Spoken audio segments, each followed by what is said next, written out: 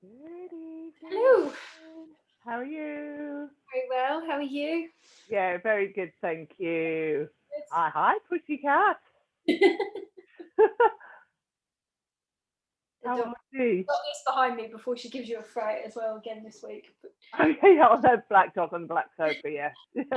We have the same, we have a black rug, and Coco sits on the black rug, and the amount of times we tripped over her when we first got her, and it's only when she opens her eyes and you see a little bit of white, you're like, oh, okay, there you are. bless them. Yeah, My nan used to have like a, it was awful, but like a long, shaggy, pale coloured rug. right. My auntie had a golden retriever, but a really pale one. And she, when she was older, she just used to lie, she didn't care, right in the middle. And she was the same. She would just blend in, Yeah, bar the rug. yeah. Well, and golden retrievers aren't that easy to sort of miss. They're quite big. Yes, exactly. No, exactly. She was not small. I just remembered the sound. I forgot about it. Yes, cool. Where's my speaker gone? Hang on, give me 2 seconds. I'll just shout. No worries. Zach, you know where that little speaker's gone? You remember? You know the little nude one, whatever that's called. Creamy coloured one. I had it downstairs. If you ever moved it, no. It's alright. I'll try and find it. Oh, I found it. Thanks. Right, it's okay. I found it. Cool. See if it'll remember from last week, but Yeah, yeah. Hopefully. I doubt it. Has that worked? Oh, Should I yeah, talk? You want me to perfect. talk? Cool. Hey. Good evening, Laura. Hello, yeah, Oh no, How are you? I'm good. How are you? Yeah, good, thank you. that's not worked. Oh, hasn't it? No. Yeah. Oh, Got it. yes. Cool. I have to keep on talking and then it's fine. Well, that's like, hang on a minute, it's very quiet. And then Laura appeared and said something. I went, oh no, it's not working, but it is now. It's okay. How's your week been, Laura? Yeah, good, thank you. Quite busy. It was my daughter's birthday on Tuesday, so Oh, how is that? yeah, it's good. We went to the zoo, so it was nice to get out. Good. Oh, Tuesday. Tuesday, yeah. I was at the zoo on Tuesday as well. Ah, nice. At Whipsnade. Yeah, Whipsnade. Yeah. It was really sunny, wasn't it? It was such a nice day to be there. Oh, yeah. I was going to go rain or shine, regardless, because it is the thing I've missed and Will has missed the most. But Yeah.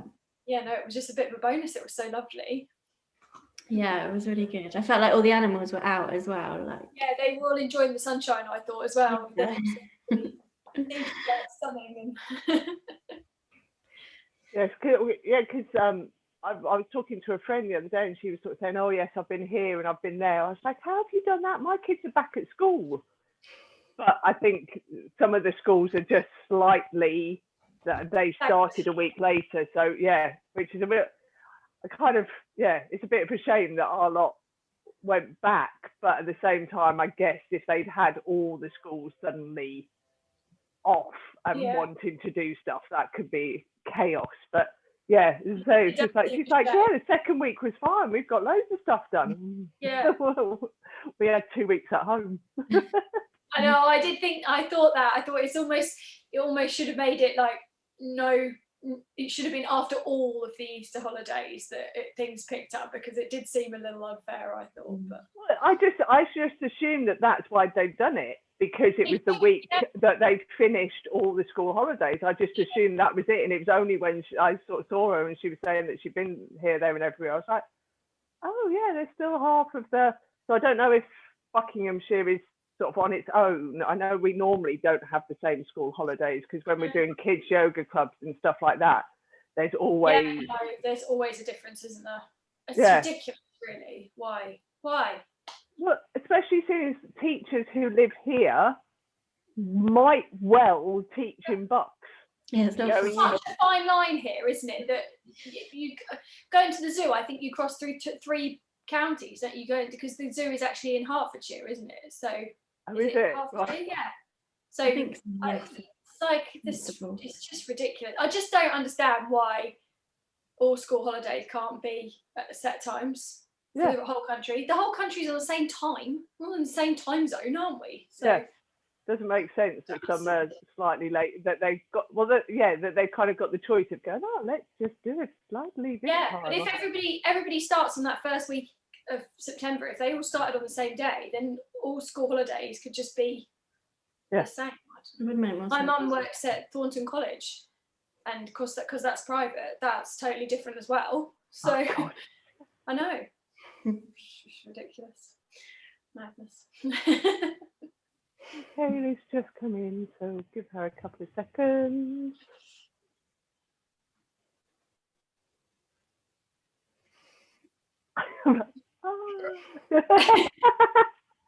Hi. Hello, Michaela. Sorry, just playing with the Zoom, how long it takes. So I'm kind of, Michaela, should we hear in a second? She said, Yeah. and it takes that sort of a couple of minutes before we can actually see you. How are you? I'm good, thank you. I'm solo parenting this evening, so little one is asleep in his bed but not asleep. So I heard a minute ago, "Mama!" And I'm like, "Oh, what is it? What is it? Can we do a treasure hunt tomorrow?" Sure. Go to sleep. Yes. Go to Of sleep. course we can. You can find as many things that are blue that you want. There you go. There's your treasure hunt. Collect all the blue stuff. Yeah, we did it over one of the lockdowns that I think Ant and Dec had done it.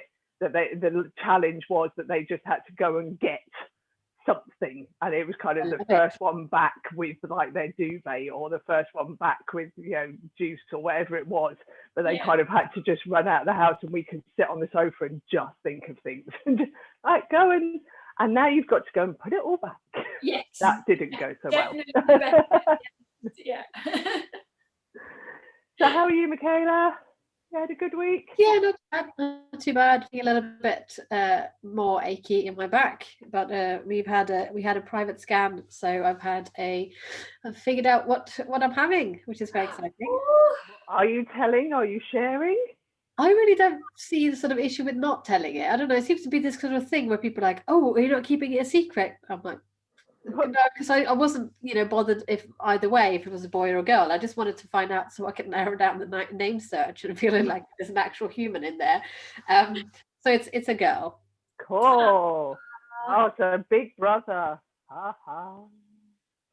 That's what I've got. I've got the older brother. I think possibly my sister's got the other way around. I think it's possibly easier with an older brother.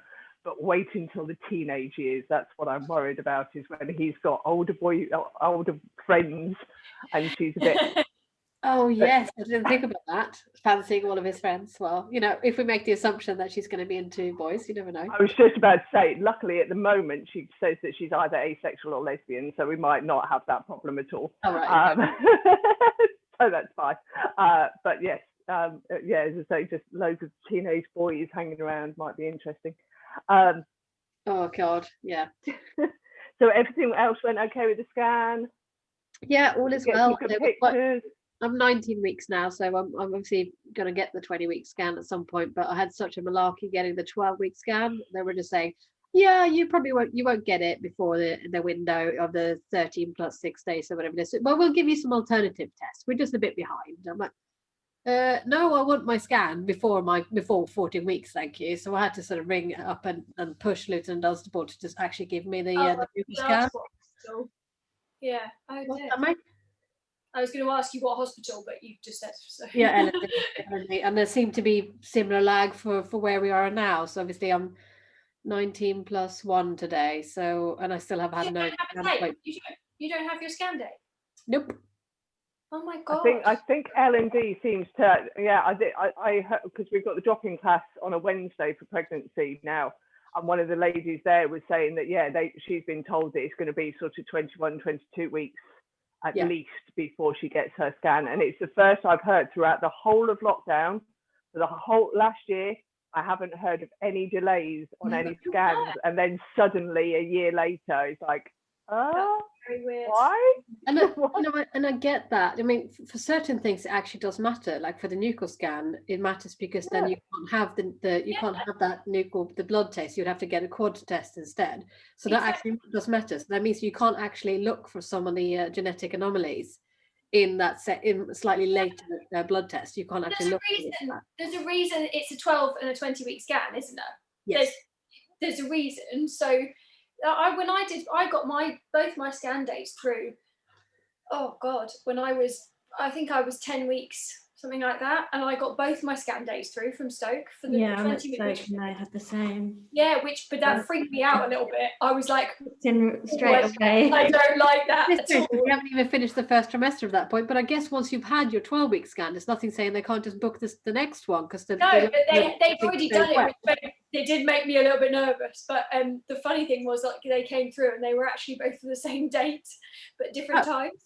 And I was like, I know it's been a few years since I had first, but I'm pretty sure that I didn't need 2 scans on the first, the 12-week one. So I spoke to them, and then they rebooked it, and then had to change it again because when I got to my 12-week one, I was a little bit further along than I thought. So, but yeah, I'm really surprised. That's really surprising. And it's really stressful as well because obviously that means that you're missing that window, and because my placenta is anterior, much like last time, I'm not feeling that much movement yet. Like I feel like the odd flutter here and there, but and obviously as a second time mum, I kind of recognize what those little flutters are, but it's actually quite concerning when you don't have much movement, and I'm 19 weeks. So I just went and booked a private scan. That's the 3rd private scan I've had, simply because LMD has been so shit, pardon my language, at arranging things. I had a scan at 7 weeks as well because I had a slight bleed, and they wouldn't let my husband come with me to the appointment because it wasn't the routine scan. It wasn't the 12 and the 20. So they said, we can't let him come in. So I said, well, I'm not going to come for that scan then. So I booked a private one and canced it because at that point I just wanted to see all was well with the fetus. Yeah. And then I just gone back to the same scan place. The problematic thing is that you can't replace the NHS scan with the private scan. The 20 scan that I do is not the same. They won't check for all the anomalies. So I still have to have the NHS one. And if I could skip it, obviously I would, because that would mean that there's one less woman in the queue. And just have it privately instead. But they just don't do the same service in it. So unfortunately I have to still sit and wait. And when you're only 5 days away from being 20 weeks, you think, actually I want an appointment. It's a real impact on my work. I'm self-employed. If I don't have to cancel a full clinic of clients short notice, it's actually costing me hundreds of pounds. So I'm going quite miffed with it, but it's nothing I can do. It's just that it's the same for every woman in the queue. I know the lady last night was saying she just couldn't get through to anybody. She could not. Like, nobody was replying to calls, emails. She just basically wasn't getting an answer, and I guess they've probably got hundreds, thousands of women doing the same thing of going, when is it? When is it? When is it? And unfortunately, have you had both of yours on time then, Laura? Oh, I think you're dropping out. Laura, are you there? Yeah, I think I just froze. So how many weeks are you now, Laura? I'm 26, so did you have both of yours on time, or did you have? Yeah, I had my 20-week scan when I was like 19 plus 4, so I was early. Have you heard, Laura, that Stoke have said that partners can now come to everything? Yeah, I saw that this week. Really good. She will be my sister-in-law at some point. Zach's brother's girlfriend. She's a nursery nurse at Stoke. So if ever you do get stuck and you don't know, I can always ask her. So she sent me a link that they'd been sent about updates about the midwifery unit and everything and all. So so it's just nice to know, isn't it? Even though we've got both scans out of the way, it's just nice to know that anything else now they can come. Well, they were definitely going through a phase that nearly everybody was being offered a 3rd one at sort of 31, 32 weeks as well. I think it sounded like they just made an excuse every time. Yes, of course, your baby's too small, it's too big, we'll give you an extra scan. But nearly everybody was having that extra scan. Yeah. It's So odd you- though, because the midwives were telling me that they're seeing that the babies are bigger because of Yeah. lockdown. Well, So it there seems to should be be more of that those birth scans because of the bigger babies. loads of Why are people. babies bigger Yes. just because we're in lockdown? The midwives were saying people are eating more and moving less. And I'm like, does that really make your baby bigger? Surely that's got more of an impact on the mother than the Yeah, obviously it would be impact that the I would baby. be gaining too much weight, perhaps, and make me feeling And a bit measuring, tired. like when they do your measurements. That seems to be the case. Definitely seems to be the bigger baby thing. My sister-in-law had a 10 pounds, yeah. And my sister had a 10.3. Wow. And they Like, so wow. but then one was second baby, one was third baby. But it seems to be a thing. So I wonder whether, Rocky, that's something to do with the C-section situation. Yeah, that's as well. exactly what I was just thinking. Well, I was just thinking the exact same How thing. does that work? Is that but that's why there's more C-sections because the bigger They- babies are obviously they- hard to birth out. They said to my sister is she's really small built, but she carries massive with her babies. The other two were 8 somethings, but and they said to her they were really concerned about her going for a natural labour, so that they were trying to push towards C-section, and it's only because she was like, no, this is third baby, and she did a lot of reading and research, and she just felt like it was all not right, that she was like, no, I'm going to try, and I'm prepared for the fact that it might be an emergency. That's fine, but she actually had a better delivery than the other two with the big baby. But Well, because again, just because they're measuring big doesn't mean that their head circumference No. is any bigger. Again, it doesn't kind of. that massive The rest one follows after the head, surely. much easier than the 8 pounds that she'd had previously. She said no tearing. She said it was that both of them have said the bigger babies have been the easiest of their labours. So Right. Because there's more heavy gravity Exactly. weighing down. My sister-in-law has had 3 natural labours with 3 10-pound babies. I don't know how she does it or how she did it. But again, I don't. Yeah, it's kind of more circumference than Yeah. when it's been stretched. It's that first stretching that's kind of the major part of it, isn't it? Once it's open, and I can't imagine it making that much difference. I could be completely wrong. Obviously, I'm not a midwife, but yeah, from what my training, it shouldn't make too much difference, because again, there's plenty of other countries in the world who have big babies and they don't have the medical facilities that we have. Yeah. So therefore, they don't have the option of Have to come out. interventions of anything, Yeah. and yet those babies still arrive in the world. Yeah. Because one of the reasons that they actually gave in like the 1950s, 1960s in America, why they needed to do C-sections was because they were saying that babies were getting bigger and women's pelvises were getting smaller, and it was proved that it was absolute lies, and it wasn't at all. It was much more to do with our sedentary lifestyle. Yeah. So it's and I suppose the fact that it's an option and it's a it's a well safe practiced option. option. Well practiced option, is that the right? I don't know if that's the right phrase, but they're used to doing them, aren't they? Now it's a fairly routine procedure for those people that do them. It certainly feels like that when they do it. Yeah. So They probably do 6 or 7 a day. exactly. And in some parts of the world, that is all the options are. I mean, from our first group that I did with you, Rocky, obviously we had a woman from Venezuela, and that's just what there is. You do way. C-sections. Oh my Yeah. goodness. So Wow. there was no culture of vaginal delivery. Yeah. Gosh. Yeah, Brazil is up to something like 86% C-sections. Yeah. And the other 14% are probably the tribal ladies who live in the forest, who are nowhere near hospital and don't go anywhere near them. And that's the only reason they don't have a C-section, is because it's like, you can't get to me. Yeah. I'll just have my baby on my own, thank you.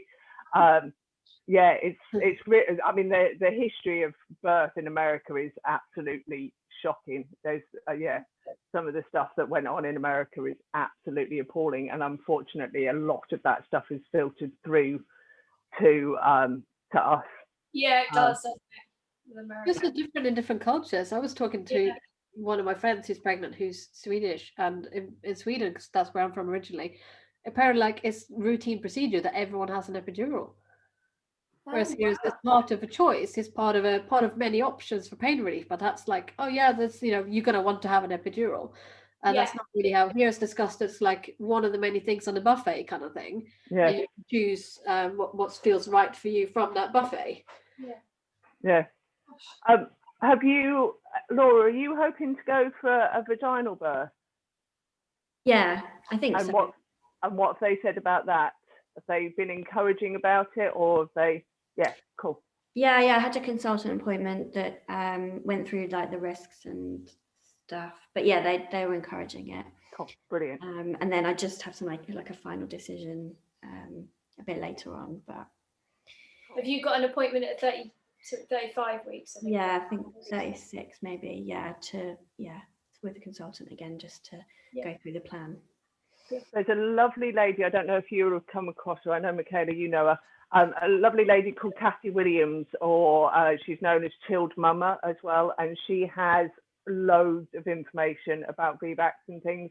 So if you want any sort of extra information, she's on the maternity board, isn't she? I think at L&D as well. So she's really, really knowledgeable. So yeah, if there's any kind of questions or anything that you can't find the information for, give us a shout, and I've just realised I put a big note on my sheet of paper last week, didn't I, saying WhatsApp, and I've only just remembered that I will try again, and I will create that WhatsApp group. But yeah, as I say, if there's just anything that you kind of want to know, for any of you really, she's a massive fountain of knowledge. But yeah, if there's stuff that you want to just question, or you're not sure and you want things explaining, she's lovely, and she's more than happy to sort of chat things through with you. So yeah, if there's anything that you're kind of thinking, oh, that doesn't quite make sense, or I want a bit of just a bit more knowledge about that, then just give us a shout and I can get you in touch with her. I actually sort of bumped into her and her sister when I went for a walk the other day. So yes, it was lovely. But yeah, she's great fountain of knowledge for sort of this area as well. So yeah, if there's anything to say for any of you that any questions that come up, and she will probably be much more up to date with, she sits and reads all the guidelines, whereas I put it on my pile of things to read, and I think I'll get round to that. But yes. She was really helpful when I didn't get my 12-week scan through. Kathy Williams is my doula. She was going to be my doula last time, and unfortunately she had a death in the family and she couldn't do it last minute. So she's promised me that, I don't think she does much doulaing at the moment, but she promised me that she would do it for me, because we're kind of business friends as well. And when I had my struggles with the 12-week scan, she just gave me all the information, where to call, what to do, where the evidence base was. And it's like, if you ask her, what's the risk of this, and she will pull out all the stats. Like, she literally sent me, not like, here's a research article to read that takes you 5 hours, but literally like an infographic that you can scan through in 30 seconds, and then you suddenly, oh, that's knowledge, and then you can make an informed decision. And that's what I like, that she will always have answers. So it was really helpful for me antenatally last time as well, when I felt anxious about things. I just asked Kathy, what's the risk of this, or what does that mean, and she just pulled out information. Like, it's like rabbit out of a hat kind of woman. Whenever I ask a question, she's like, oh, I've got something for that, and it's a rabbit. So I think you froze a bit, Laura. I don't know if you heard that, but I was just mentioning, if you have questions, that Kathy Williams will just bring up lots of research-backed things, like things to read to educate ourselves. And I felt much more in control, much more like I had sort of a choice in things when I had asked her this time around. So I feel it's really empowering for women, then, where they can sort of feel like this is the procedure to go to, or this is the person to complain to, or she helped me to effectively fire a midwife last time who was really not helpful, and she got her off my case by helping me to figure out my pros and the cons and what I wanted to do. So she never tells you do this, she helps you to figure out the pros and the cons, and these are your options, and then you make a choice. So I found that really, really helpful. Yeah. As I say, amazing fountain of knowledge. I'm sure she'll know stuff about Stoke, although that's not necessarily where she's sort of connected to, but obviously it's all sort of, you know, everything's quite interrelated here because we're in that lucky position that we've got the 3 hospitals to go to. Yeah. Yeah, that was it. The lady who did the drop-in, she was based in Dunstable. That's why she didn't have the choice of going to the different hospitals. Yeah, as much as obviously we do. But yeah, as I say, yeah, Kathy's the lady to go to, and I'm more than happy to sort of put you in touch if you want. So as I say, I'm going to do some talk, some chat now. I've decided rather than put it at the end, seeing as nearly all of you were fast asleep at the end of last week. Oh, good. Oh my God, that makes me feel so much better because I woke up and went, oh God, it's finished. I had literally no idea. Oh, that's good. I always wonder if I it's think just Laura kind of made a bit of an effort to kind of get up and then kind of went, oh, saved. Yeah. I've already brushed my teeth, She's so I'll be gone. ready to drift off. Yeah, so I've got another lovely long relaxation for us this evening. So I thought if I do the talk kind of now, then you guys know that at the end of relaxation again, I can just close down the meeting and you can be left on your own. So yes, so I'm going to try and we're doing it in person because obviously that was the section where you go and bring the teas and the biscuits. Like there was always the biscuits. Exactly. Yeah. no. And But I gave you tea and biscuits to make sure you were awake enough to be Yes. able to get in a car and drive home. and Whereas- to pay attention slightly to what was going on. Oh, that yeah, lemon whereas drizzle. now I don't have to do that. You can just have your nice long relaxation. that is actually and quite stay nice. chilled That's out. it. Yeah. So yes, I'm hopefully going to try and share my screen. I might actually sit And instead. oh, this is where I get a bit confused. So let's see if I can do it. Share screen, not that one. Not that one. It's the one behind all of the thing that keeps on coming down. Go out the way. That one. Oh, I can't, you know, the thing that keeps on coming down. It keeps on getting in the way as soon as I try. I'm going to try and sneak underneath. There we go. Yay, cool. Fab. So we're going to begin by talking about breathing because one, it's so very, very important. 2, it's a lovely photo that I found. But also breathing affects things like our pelvic floor and how we can relax pelvic floor. So I will go into more pelvic floor detail, but I thought this would be useful to kind of tie in with that. So, yes, the average human being can live without water for 3 days, without food for 3 weeks, but cannot live more than 3 minutes without air.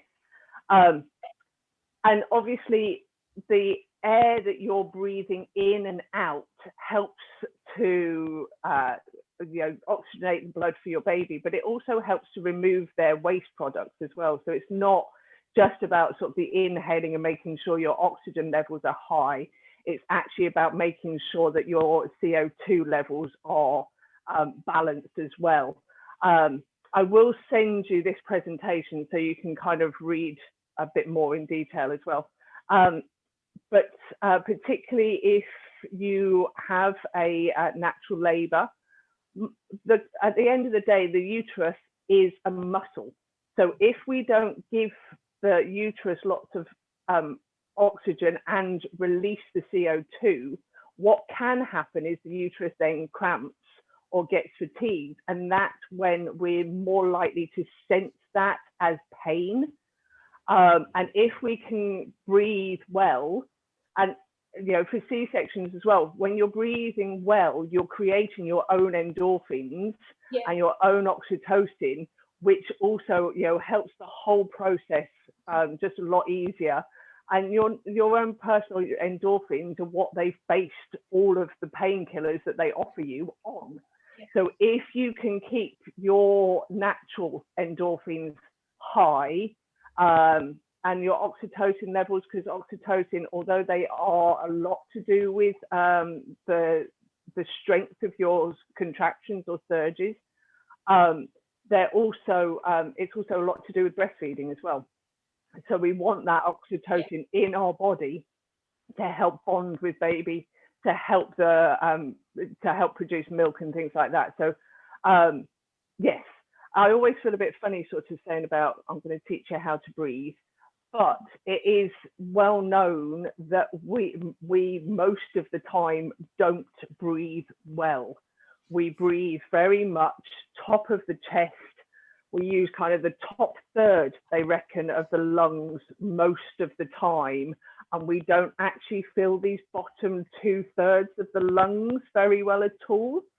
I think I've got to talk on the nervous system as well, but there's a nerve that's one of the longest. They've just found one longer nerve, but it used to be the longest nerve in the body, which is the vagus nerve, which actually goes from our brain to all of our vital organs and goes through our diaphragm to our gut. So when we have like a gut reaction, when you feel a little bit sick to the stomach, that's our vagus nerve kind of being overstimulated, and that takes us into our fight and flight nervous system, and that knocks out things like our natural endorphins and our oxytocin. So when we take nice big deep belly breaths, we stimulate this vagus nerve that then tells our body that we're all is okay, you know, all is well at this moment. And that then reacts with everything. So our tummy doesn't feel quite so sick. We don't feel, you know, we're not panting for breath and then, you know, not getting enough breath in. The fight and flight, or fight, flight and freeze, as it is now known, is a brilliant response, and we need it. But we only need it when we see a saber-toothed tiger. We don't need it to be constant. And, you know, especially with all the stuff that's been going on the last year or so, it's really important to sort of practice that breathing, and practice it, if possible, practice it daily, so it just comes part of the habit. So when you're then feeling nervous or excited, you know, very similar physical reactions in the body, your body might just automatically kick in and start doing those nice deep belly breathing without you noticing and without you thinking about it. But it's a great thing to sort of ask your partners to keep an eye on. If they keep an eye on how you're breathing, then they can encourage you to take deeper breaths if they notice that you're starting to do this shallow breathing, which isn't going to feed the muscles very well. They can then encourage that deep breathing. So it's something that maybe you can practice together with your birth partner, so you're both happy and confident with doing it and how it works. As I say, I'll send you kind of this chat as well, the wording that's in front of us. There's a couple of different types of, sorry, my cat's trying to get in again. I will be back in a second, but I can keep on talking. That's a good thing. So yeah, there's a couple of different breathing patterns that we can use during pregnancy. Michaela, you did hypnobirthing, didn't you? A little bit, but I also used a lot of the soothing breathing techniques I already practiced with clients. So I sort of felt like that was just felt more comfortable. Cool. Yeah. So that's what you're kind of more naturally used to. And as you say, your body, you know, just remembers that and knows that that works. That's great. Laura, did you do any hypnobirthing? Not the first time round. We've started doing an online course this time. So yeah, learning about it a bit. Yeah. And Meg, did you do? No, but I definitely used that bumblebee breath when my son was born. I think for the first 6 months he was born, I hummed at him. Yeah. And Zach did as well. I remember it being a real thing we did. It became like you said about it becoming normal. That one became completely normal.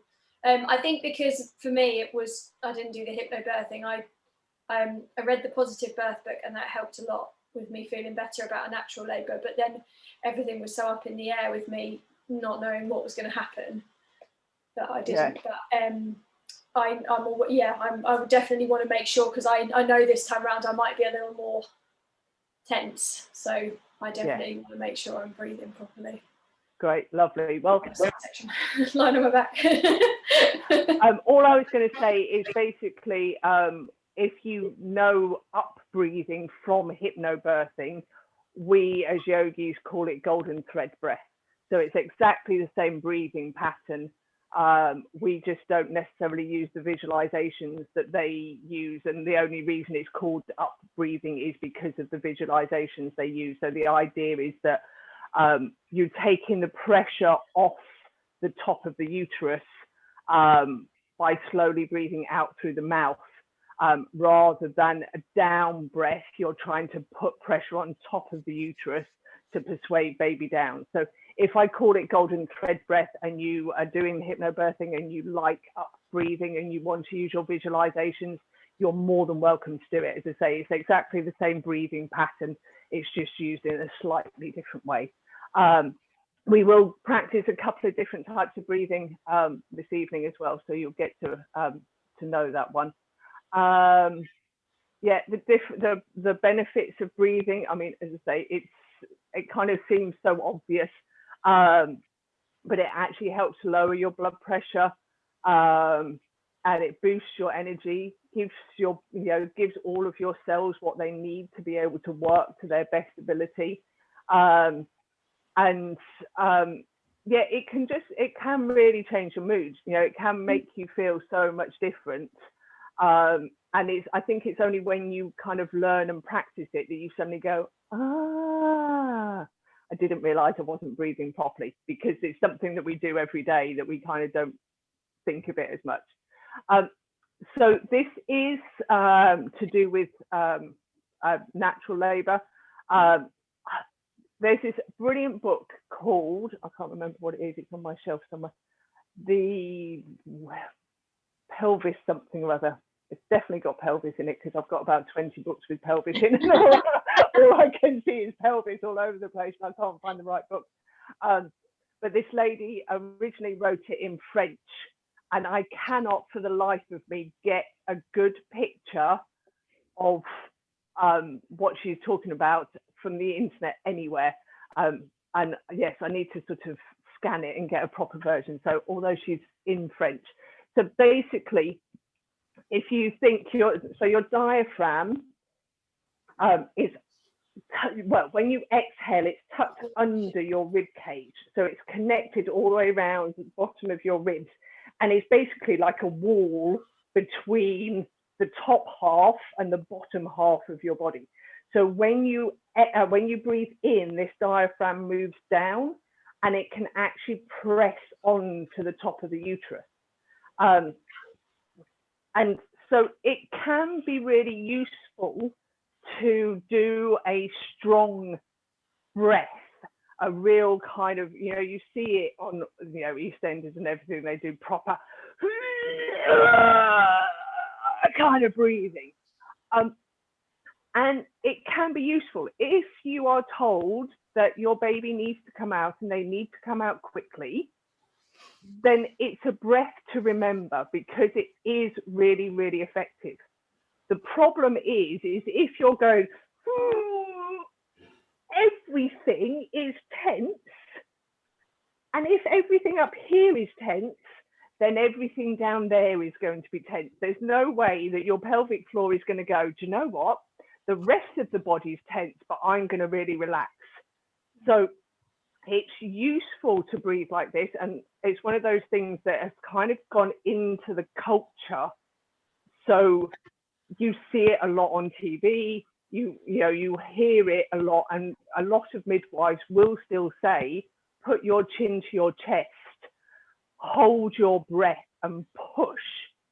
Now, as I say, it works, but what happens is the diaphragm pushes down onto the uterus pushes down onto the pelvic floor, and the pelvic floor says no. So it's kind of, then you're kind of a little bit stuck. So that's what I'm saying about being able to, that it links in with being able to relax and release your pelvic floor. So when we breathe, if we take a deep breath and we want to have that feeling of the diaphragm pushing down onto the uterus, that's great. But what you then want to do is soften that breath. So you can breathe in, you can feel that kind of pushing, but then you want to relax. So again, you kind of see it in classic American films where they're panting, and the partner's always the one that's sort of telling the lady to pant. The reason that we pant is that this diaphragm just gently takes that pressure off the top of the uterus, and you can relax the pelvic floor, and the pelvic floor is much more likely to release your baby's head. Just while I think of it, when we're thinking about being able to, where's Virginia? Give me 2 seconds. She's in the corner again. I've put her in the corner. She's not right there in front of you. No, she's not today. She's arm reach away. If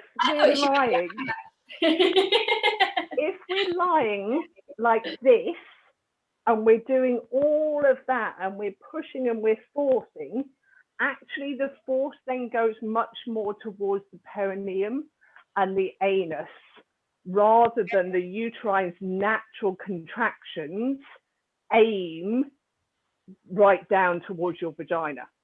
So, when you're thinking about positioning, if you are in this position, you are unfortunately more likely to tear, because all your energy is just missing the mark. It's like millimeters. All your energy will be going into this really strong part of the pelvic floor and down towards the anus, rather than the opening that it's supposed to be coming through. So it's kind of, you're putting a lot of effort in for not a lot of gain. So if you can relax the breathing and let your body use those contractions in the way that they're supposed to be, then the energy goes into the vagina and making space in the vagina, rather than aiming that effort to somewhere else that baby can't come out of, because there's no way out of that end. So it's just something to, as I say, just to bear in mind, that it is a useful breath. But again, I mean, not that you're likely to do it when you're actually birthing and go, hang on a minute, you're recommending that breath. Are you sure that's a useful breath? Probably not what you're going to be thinking about at that stage. But maybe again, when you're practicing your breathing, you can think about releasing and relaxing your pelvic floor, so the two things again possibly link up in the mind. And because the diaphragm, when we breathe in, moves into this abdominal cavity, it naturally puts a little bit of pressure on the pelvic floor to relax the pelvic floor. And as you exhale and the diaphragm moves up, there's more space for the pelvic floor to move up. So when we do this deep belly breathing, it naturally is toning your pelvic floor without us actually having to do any pelvic floor exercises. So again, it's just an added kind of bonus. We get the fact that the vagus nerve is being stimulated, so we're in our calm and connect system. It's also helping us to keep that tone and elasticity into our pelvic floor without us having to do pelvic floor exercises. So again, after C-section, it's a good way to help the whole area recover. Obviously, take it nice and gently, see how you feel, but just by just deepening the breathing, that can help to bring that tone into your pelvic floor. So it's one of the first things that you could do postnatally as well. I think that's the last one until, yes, so that's next week, or maybe the week after. I haven't decided yet. So as I say, I think the best way of doing breathing is by practicing it and just seeing how you feel, because as you say, Michaela, not all versions that I can show you are going to be suitable. So I'll show you a few, so then you can go, oh, actually that one clicked for me and I found that really useful, or actually I really didn't like that one, so I'll just I'll know not to practice that one, and I can practice a different one. So does that all make sense? Is there any questions on the breathing? I think you all know how to do it, but as I say, we'll just try and deepen it. So we will come to our comfy relaxation position, and we will begin. So as usual, I will mute you guys, but please do feel free to unmute yourselves if anything, as I say, if there's any questions, if you're not quite sure why I'm suggesting that, then please do let me know. Even if I don't know the answer, I like research. So give me lots of things to research. I'm quite happy to do that. So yes, come to whatever's comfortable. We will obviously be moving after that, but you're more than welcome. Well, there'll be enough space to be able to move onto your mat afterwards. So if you want to do what Michaela's doing and sit on your nice comfy sofa to do your relaxation, you are more than welcome. And then we can, as I say, we can just move to our mats. Laura's like, that sounds like a good idea. Might as well, you've got it there. So as always for our relaxation, just choose what is comfortable for you at this moment.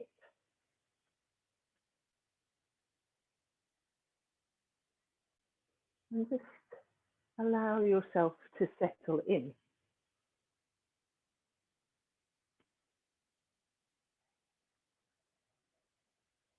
Make all those adjustments, and so you are truly comfortable.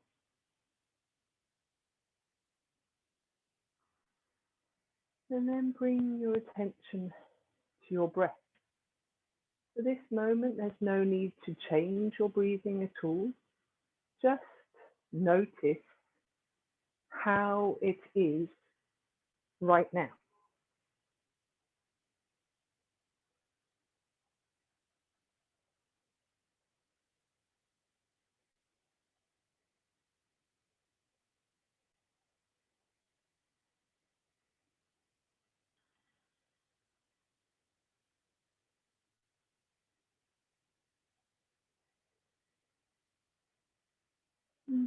If you're happy to, you're going to breathe in and out through the nose. So both the inhale and the exhale is through the nose.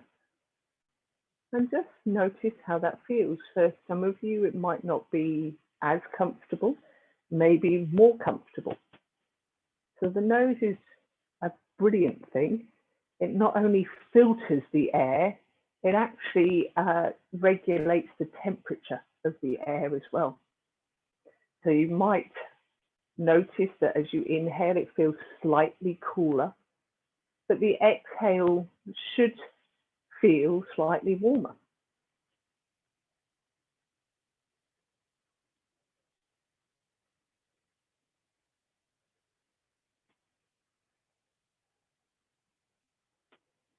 If it feels okay to do so, see if you can gently start to deepen the breath.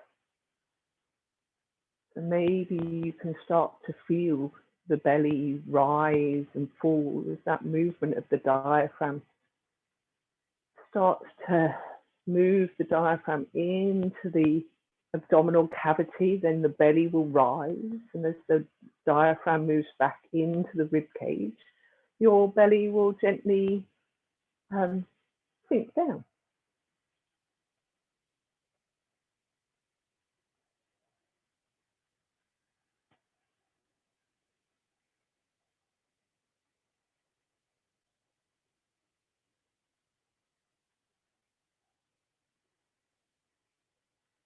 Maybe you can feel an echo of that breathing down in the pelvic floor. You're not trying to move the pelvic floor in any way, but there is that movement that naturally happens, and you may or may not be able to notice it.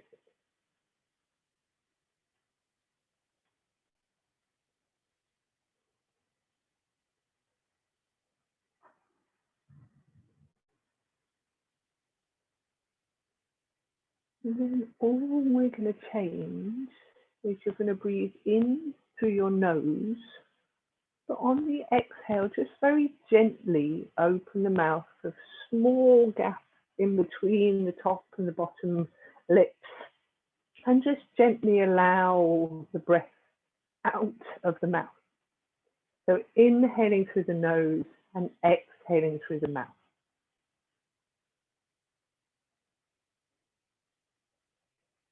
And you might feel that that gives you a bit of a sense of relief and you find it easier to breathe in that way. It may not. So again, just notice what feels right. And on different days, different things will feel different.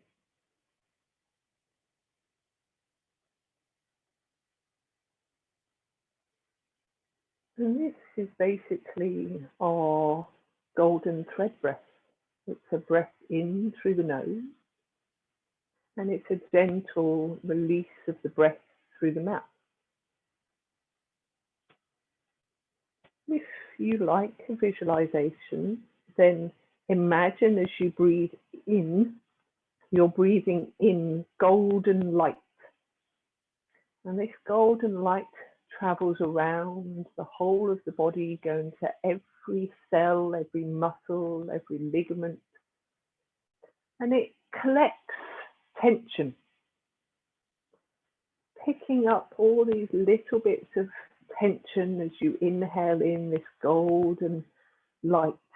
And as you exhale, imagine a golden thread. This thread has been made up from the tension of the body, and you gently blow that tension away. And you can watch this golden thread just gently, slowly float off into the distance, releasing tension with each exhalation.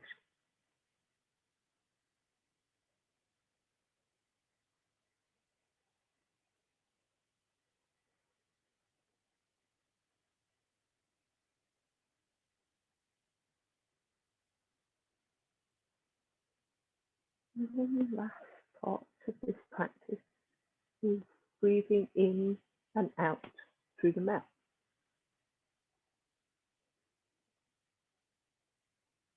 So just try breathing in and out through the mouth and seeing how that feels.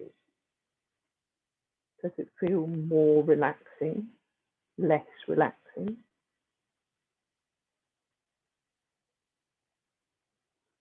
You can still use the golden thread visualization of a golden light coming in on the inhale, collecting any tension in the body, and slowly exhaling that tension as you breathe out.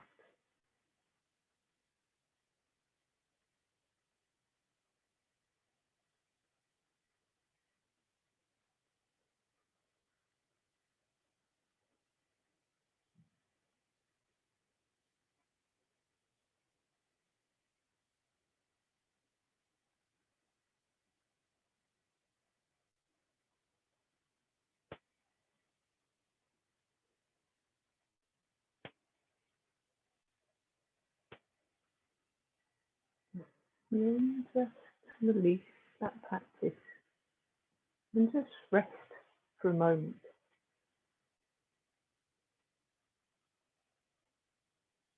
Breathing however you are most happy.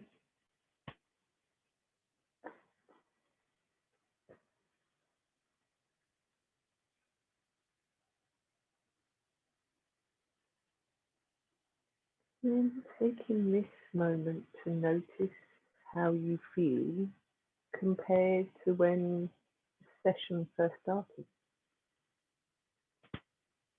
Can you feel how that breath has changed how you feel? Has it changed how you feel?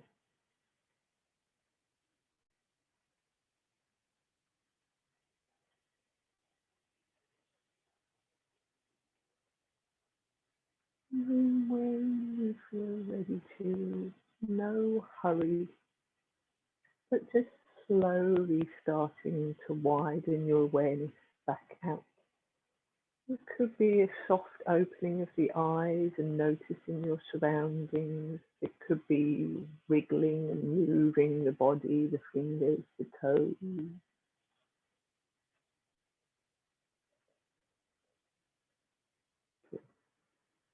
And then when you're ready to, make sure if you're moving from the sofa onto your mat, just make sure you are awake enough to be able to move. You're not going to kind of half collapse onto the floor.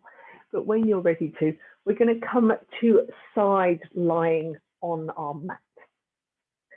So if you've got a cushion, you can bring a cushion to be underneath your head so your head's nicely supported, or you could just rest the head on the upper arm, wherever you're most comfortable to be. It doesn't matter which side, does it matter? It doesn't matter which side you're on. I just might get a little confused with left and right. There's nothing unusual about that. So it might not help even if you're all on the same side. So just make sure that your knees are in front of your hips. So it just means that this pelvis is nice and stable. If we have our legs, we've been practicing in my other classes, I've been practicing balance this week, and I've got them to side lie with their legs out behind them, and straight away that really puts us wobbly.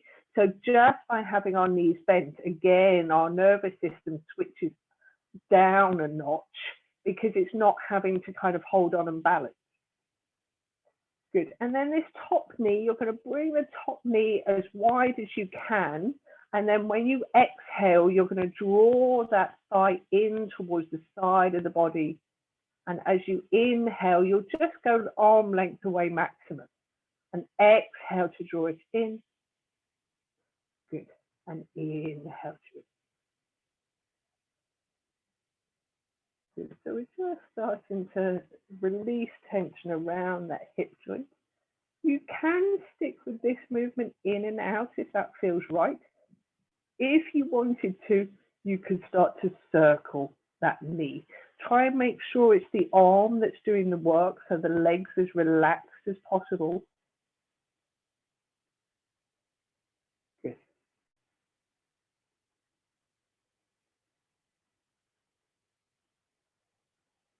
If you are circling at some point, just change direction.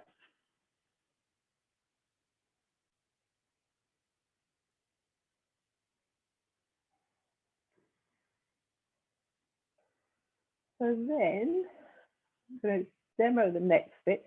What I want you to do is I want this top foot to come in front of the bottom thigh. Now you can move this lower leg around. So if you need to release that lower leg slightly so you can get that foot in front of the thigh, then that's absolutely fine. So that leg can be completely straight if that's what you need it to be. The more you bend it, the stronger the pose is going to be. So if you want a deep hip release, then you can bring the thigh up, the lower thigh up closer. When you're there, all you're going to do is try and sink this top knee away. So try not to push it or prod it or anything. Just sink that knee away, and you might feel that deep into that hip joint. So hopefully that feels okay. If you're not feeling a lot, then bend that bottom knee even further up. So if we were to do a lying down version of this on our backs, it would look something like that. And then we're just trying to translate that to a side lying position. So the higher you bring the leg, the more intense it's going to be in that hip. Good. And then gently releasing. So release. So again, we're back with our knees in front of our hips. Our knees are one on top of the other. We're going to come into a twist. So we're going to keep the lower half of the body where it is, and we're going to wiggle this bottom shoulder through. So we end up with the torso facing up towards the ceiling and the knees together on one side. If you want to, you can take the arms nice and wide. If the back shoulder doesn't like that, then just bend the back elbow and rest the hand on the body somewhere. Good. And just notice, because we're twisting in this area at the lower ribs, you might find that your breathing changes. it's much, much harder to take a deep breath when we're in this position. And it kind of stimulates probably where you're at the moment, Laura, where baby's starting to really go right under the rib cage and there's less space for you to be able to breathe. That should change in the next month or so and you'll get more breathing space. Good. We're going to come over to the other side. So keep those knees together as you bring them back up to center. And then shift the hips all the way to the side of the mat you've just had your hips. So if you were leaning on your right side, then your hips will go to the right side of the mat and then your knees will go over to the left. So you've ended up in the twist, but with the legs on the other side. So still try and have the torso facing up towards the ceiling if you can. Good.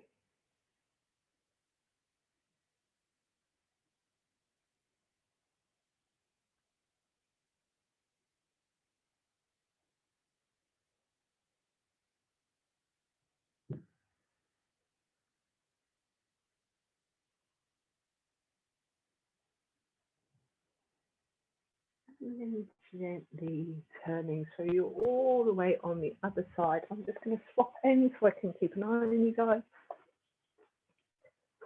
Good. So you're all the way on the other side now. Top leg's going to lift up towards the ceiling and you're going to start to draw that top thigh in towards the side of the body. So as you exhale, draw the thigh in. As you inhale, just soften and relax a little. Exhale to draw it in. Inhale to relax. Good. If everything feels okay, then you can turn that into circles on this side. If you prefer to stick to the in and out, then please do so. Then really try and let that leg relax as much as you can and try and let the hand be the thing that does the work.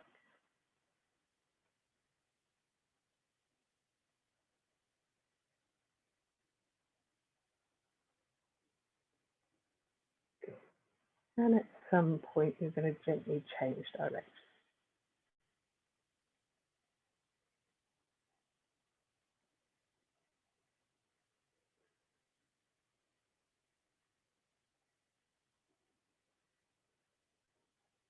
And then this side is different, so it may be that you need to make it more gentle by taking the lower leg longer whilst you place the top foot on the mat. It may be that there's more movement in this side and you can bend that lower knee and bring it slightly higher up. So see how you feel. And then when you're there, all you're doing is sinking the top knee away from the torso. So try not to collapse it down towards the mat.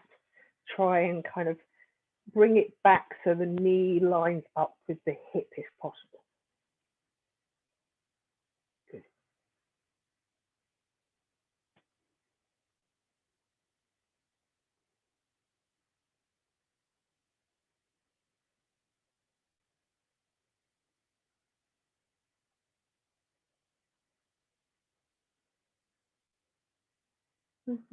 Gently releasing the top leg, so you've got again both knees in front of each other, and just take a couple of moments to just pause and rest here. Just notice how your hips feel.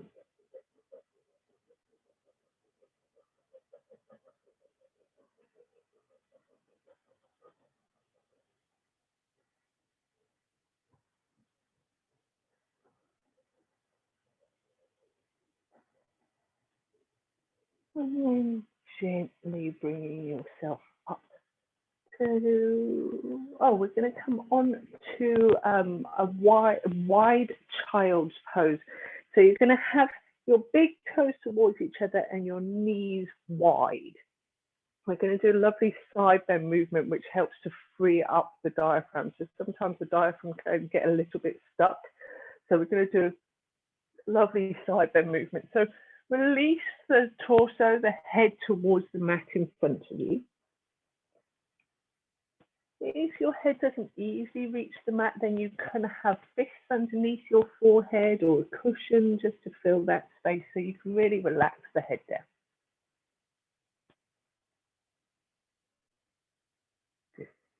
And then you're going to just gently walk the top half of the body towards your right thigh. So you kind of end up kind of just the top half of the body is just slightly over to one side. And then if you need to, you can use your left hand, your right hand as a fist underneath your forehead, but try and have the left arm long overhead. And then walk the fingers as far away from you as possible. So you're really kind of getting a stretch on that left side of the body. So Laura, if you bring the hand, your left hand just slightly towards the camera. Yeah. And then you might find that's just if it's too intense, then take it back to where it was. But if it feels okay, then have it there. And then what you can do is you can increase the stretch every few breaths. So take a couple of breaths and then see if you can walk those fingers just a little bit further away. Because again, as things start to relax, when we soften and relax into these poses, then the body reacts to that and it softens and the muscles start to lengthen.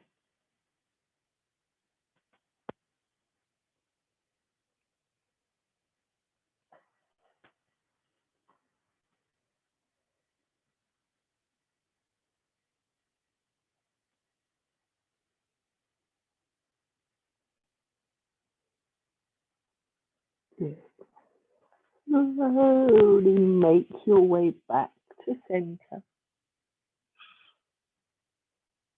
Take a couple of breaths into the center.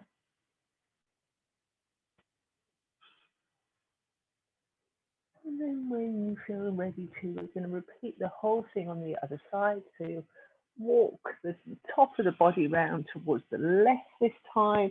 This time you can use your left fist to support your head if you want to, and you're reaching your right hand away. And again, just go in increments. Just take a couple of breaths and then see if you can stretch and reach a little bit further.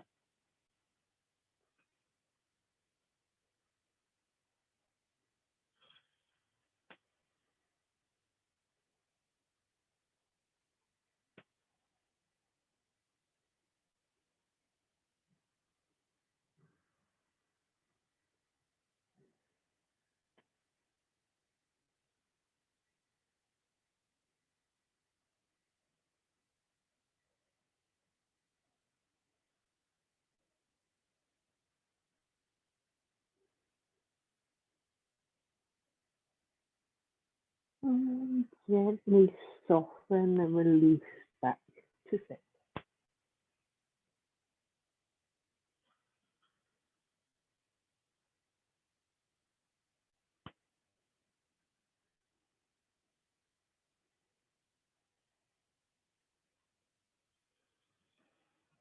Good.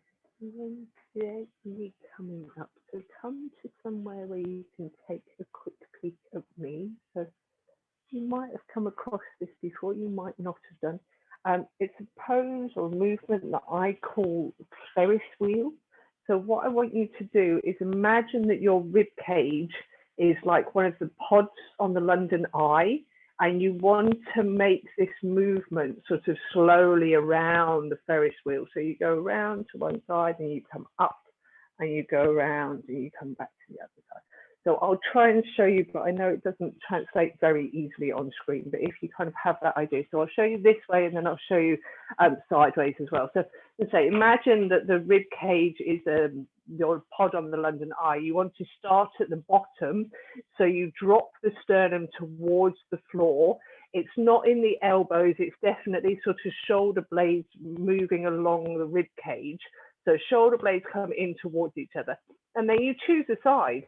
And you start to move towards that side. And then as you come up and you're sort of at the top of your London Eye, try not to be pushing down, because as soon as you push, everything's going to be tense again. So you want to try and make that feeling coming from the shoulder blades. The shoulder blades move apart, the hands are very soft, and then you move to the other side and down and around. So from the side, it's shoulder blades in towards each other. You choose a side, you move towards that side, the shoulder blades move apart and around. Does that make sense? Can you see that movement? So see how you go, but as I say, what you want to try and resist is bending at the elbow. So it's not kind of this movement. You don't want to kind of almost headbang. You don't want to bend those elbows. It's definitely these shoulder movements that we're trying to get at, because that's the thing that's going to help to free the diaphragm. So when you're ready to, coming on to all fours, you can do it on fingertips or fists. So if wrists are an issue, then do it on maybe a fist instead. It's more it's structurally stronger for the wrist. It's less you're at less of an angle. So if you need to do fists instead, you can have padding underneath the knees if you want to. And when you're ready to, it doesn't matter, as I say, which direction you're going to go into. So just choose a direction and see if you can find that movement. It's not a movement that we do in everyday life unless you're a Latin American dancer, I found.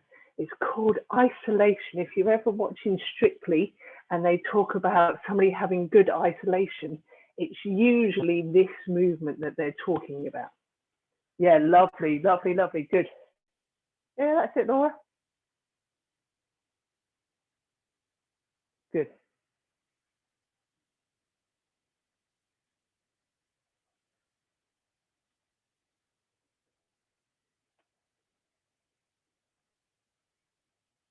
So as I say, this is really good for releasing tension in the intercostal muscles around the rib cage, and also for the diaphragm as well.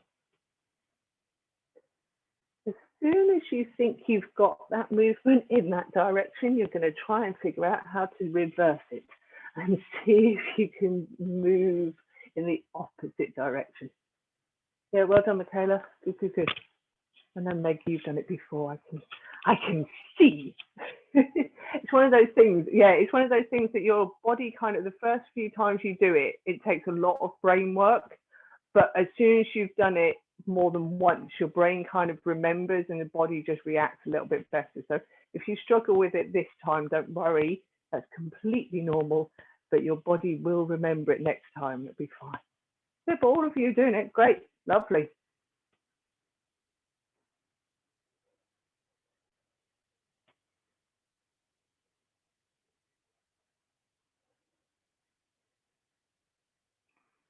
Really nice upper back release as well. So if you are kind of finding that you're tense and you're sat at a screen all day and your upper back's just feeling a little bit needs something, this is one of the things that you could do. Good. When you feel as if you've done about equal in both directions, then you're going to gently pause, bring the big toes together and take the knees wide again. We're going to do exactly what you were just doing, Michaela. We're going to wiggle. So we're going to wiggle. And as you wiggle, you're going to take the hips back down towards the heels. So you're going to inhale on all fours and you're going to exhale and you're going to wiggle your hips all the way down. And you'll inhale and come up. And you'll exhale and you'll wiggle all the way down. Some people are natural wigglers. Some people find it really, really hard. So if you find it hard again, don't worry. It's not unusual for people to find wiggling hard. But wiggling again, brilliant for our nervous system. So if you've got a dog, if they've been in a stressful situation, they will come back and they will wiggle. And they will just, and they'll kind of have this kind of shiver, and it's them getting rid of sort of excess energy from their body. So wriggling is really good for our nervous system. Good. Lovely. Next time you take the hips back towards the heels, if you're comfortable, you're going to pause and rest there. If you're more comfortable to have the hips high and the forearms down, then take a rest there instead. So if you want, if baby's getting a little bit too big to be comfortable with the hips back, then you can take the hips higher.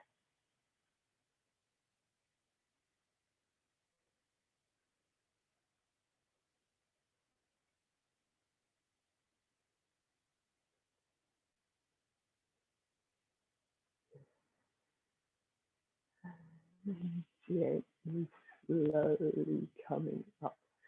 So I don't know if you guys, last time, I don't know whether I discovered this amazing movement, but on the Spinning Babies website, there's a move called Shake the Apple Tree, which is absolutely brilliant. And it's one that I normally teach for your partners to do for you. It's really hard to demo on yourself, but basically you want a lady, you would be on all fours, and then the bloke comes around and literally kind of shakes and wiggles this thigh as much as possible. I can't do it because my muscles are tense when I take my, but it's just the most amazing feeling and really good for relaxing the whole of your, yeah, it's to say it's quite hard to do it on your own, but get somebody else to do it. And basically they want a hand either side of the thigh, and they literally kind of wring it out almost like a towel or something. You're kind of just moving it from side to side, and you kind of get that natural wiggle. But it's really good for relaxing the pelvic floor and the hips. So if you find that that's an area that you're tense in, get them to wiggle. As I say, it's called Shake the Apple Tree on that Spinning Babies website that I think I was talking about last week. So yeah, if you're not sure, have a look on that website. It's worth doing just for a laugh, because every time I've done it, everybody has ended up in absolute hysterics because it's one of the weirdest feelings, but it's so nice. So look it up, get your partners to do it. Lovely. Cool. So we're going to come into a low lunge. So again, just if you want to, particularly Laura, if you're on a wooden floor, oh, actually Meg's on a wooden floor as well. If you've got wooden floor, maybe just fold your mat up or put a cushion underneath your lower. Your dog's tail looked completely fake then. It was just this very small, like there was a mechanical toy or something going. It's like, somebody said something. Sorry, got distracted by the dog's tail. So have some padding underneath your lower leg. Let's take our left leg forward, so we're all doing the same leg. You want it to be at a right angle, so it's a nice kind of stable lunge rather than having that foot too far forward. Just it makes it slightly less stable. So just check that your left shin is vertical underneath your knee. Good. And we're going to move on each breath. We're going to take we'll go through it the first time a little bit more slowly, but then the second time we'll do it slightly faster. So just start with the hands in prayer pose in front of the heart. Good. And you're going to inhale, take the hands up and then circle, give a nice big circle, and then bringing the hands back together in front of the heart. Good. And we're going to do that a couple of times, inhaling the hands up as they get about shoulder height, exhaling, bringing the palms back together in front of the heart. Good.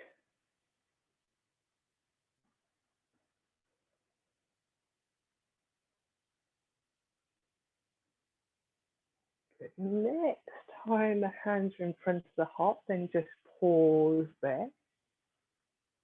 Good. From here, you're going to point the fingers to face forward, and you're going to exhale and reach the hands forward.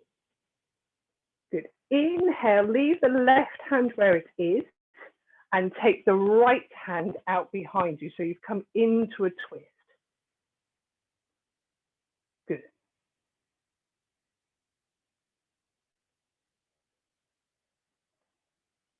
On your next inhale, bring your right hand back to reach the left hand. And you exhale and you're going to twist in the opposite direction. So the left hand's going to go back this time, right hand stays forward. Good.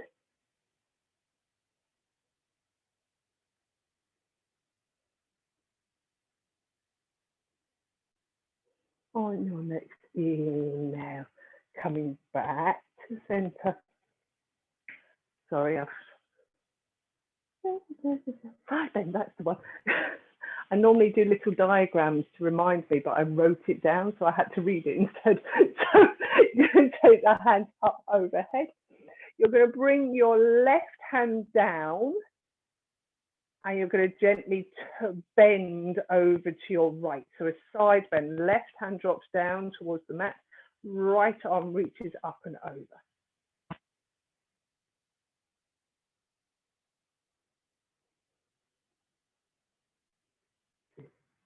Inhale, coming back to center.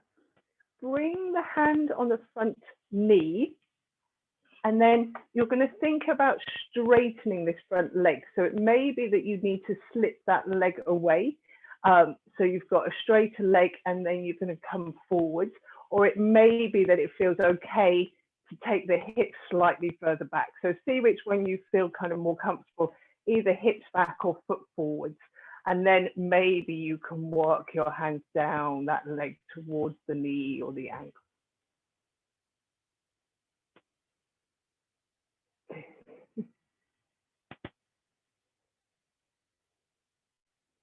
Inhale to come back. So normally that would be the point that we'll swap legs.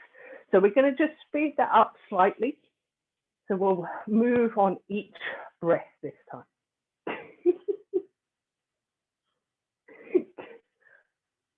He's literally just gone right the other side of you, Meg. Is this far enough away? I'm just going to put her out and then I'll be back because otherwise she's going to drive me mad. It's so funny. You're like out and she just literally, oh, I'm behind you. You can't see me now. Cool. So starting with the hands in breath. Inhale, take the arms up. Exhale, nice wide circles, palms together. We're going to repeat that 2 more times. Inhaling, reaching up. Exhale, over. Good. Inhale to reach up. Exhale to open. Good. This time, as you bring the hands in front of the heart, turn the fingers to face forward. Exhale, reaching the hands forward. Sorry, inhale to reach the hands forward because we want to exhale. We always exhale on a twist. So take the right arm back as you exhale, and then as you inhale, bring that hand back to center. And then exhale over to the other side. Good. Inhale to come back to center. Taking the arms overhead. Left arm comes down. Right arm releases over. So you'll come into the side bend.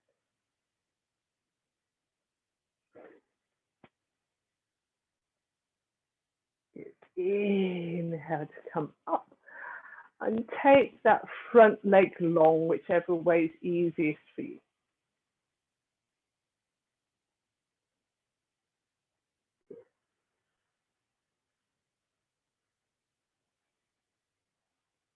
And then inhale to come up, and we're going to swap the legs over.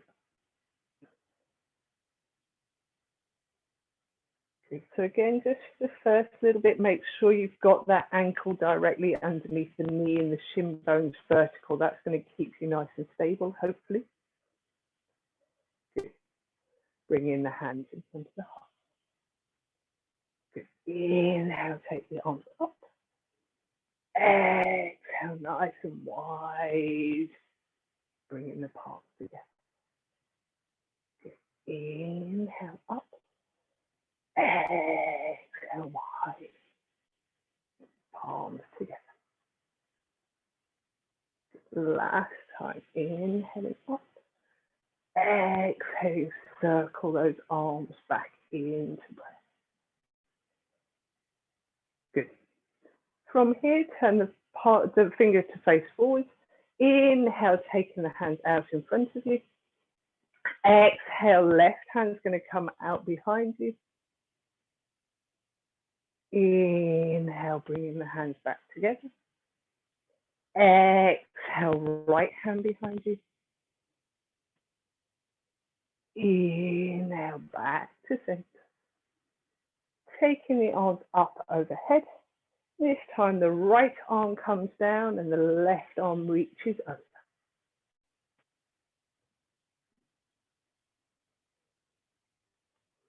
Good. Inhale to come up.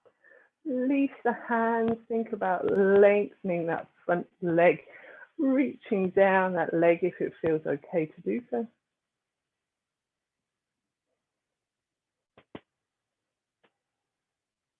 Good. Inhale to come up. So we're going to repeat it on this side just because that makes us nice and balanced, because we did it twice on the other side. So yeah, change your padding, add padding if you need to on that back knee. Good. Hands in front of the heart. Inhale, reach the hands up, circle those arms all the way around, bringing the hands back.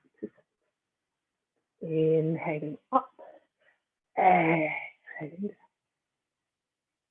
Good, last one. Inhaling up, exhaling down. Good, hands in front of the heart, turn the fingers to face forward, reaching the hands out.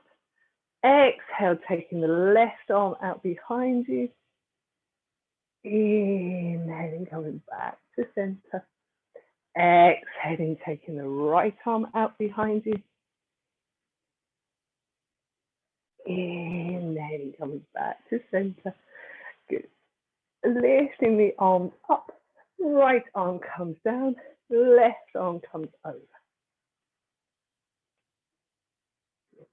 Inhaling back to center, release the arms, straighten that front leg, stretch out the back of the leg.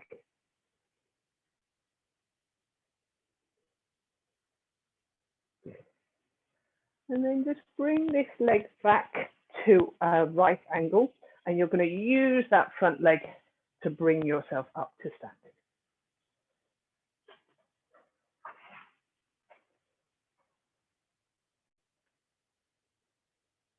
As if I'm slightly wonky now, I stood up.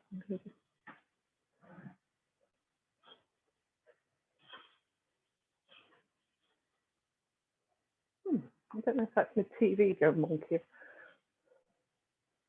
That looks a bit better. Good.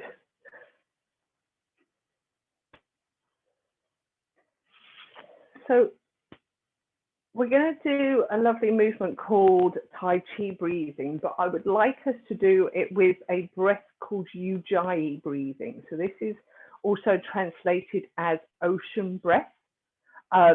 So we'll just practice that breath first, and then we'll add it to the movement.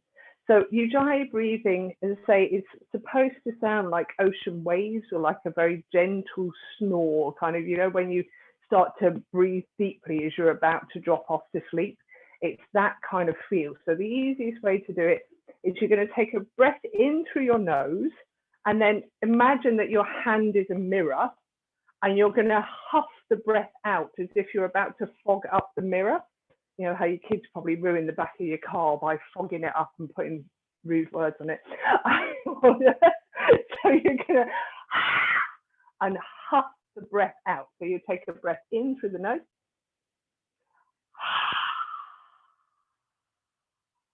In through the nose.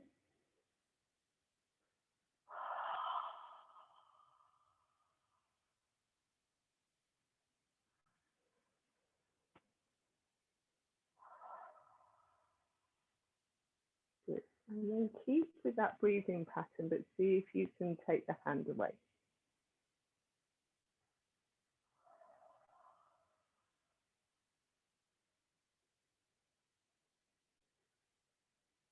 And then see if you can keep that same feeling of the exhale, but this time have your mouth closed. So you breathe in through the nose, and then you exhale through the mouth, still feeling as if you're kind of sighing that breath away.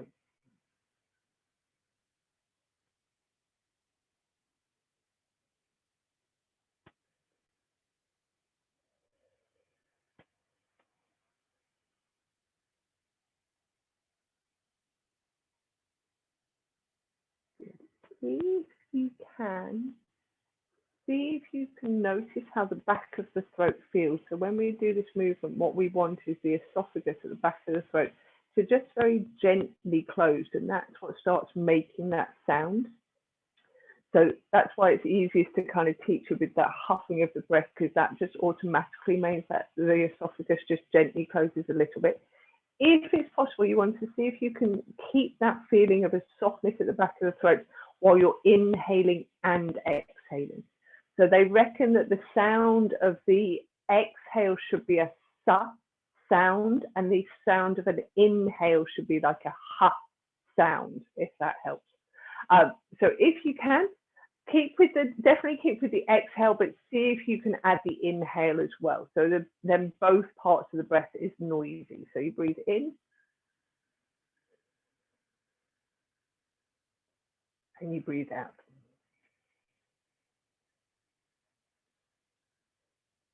You breathe in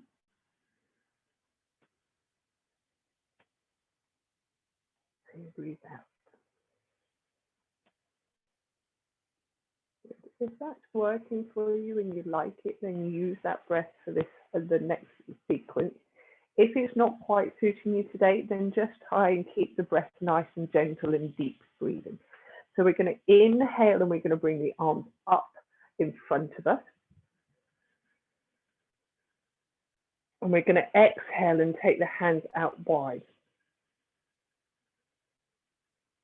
And then we'll inhale with the arms out wide. And you exhale, and it's called stroking the air. You want very gentle, soft hands as you gently bring the hands down. So it's a Tai Chi, part of the Tai Chi sequence. So we're going to continue with that. So inhaling as you bring the hands up in front. And exhaling as you take the arms out to the side. Inhale as you take the arms out to the side. And exhale as you gently release the hands. And just keep on with that pattern. So when from the side, you can see when I lift my arms, I'm really opening and making space in the rib cage. And as I exhale, I gently close that space back down. And you inhale, and you open that space to the side. And you exhale, you release. Good. So we're doing sort of front to back breathing and side to side. So it's a really lovely way, again, to just really fill the lungs and the breathing apparatus up.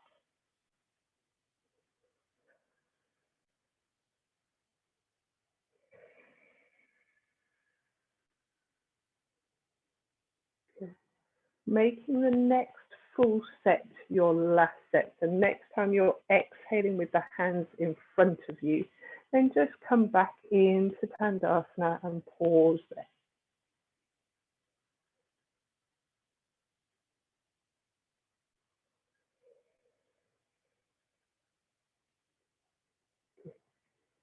So hopefully you can feel that that's a nice calming breath. So we can use the breath in different ways. The bumblebee breath that I haven't planned to do today, but I will do at some point, is a really relaxing one for babies, which is why it's so useful postnatally. The next breath is more useful, shall we say. This breath, for some reason, I always associate this breath as South Street.